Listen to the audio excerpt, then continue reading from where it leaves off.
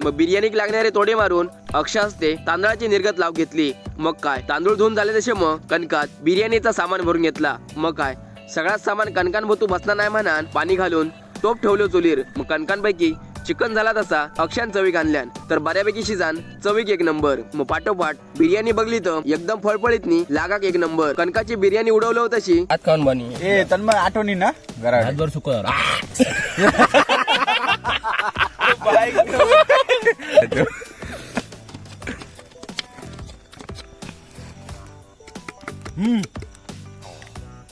एक नंबर घालू. Chicken gravy बनवून घेतला तर एक दोन कोड काढून चिकन झाला.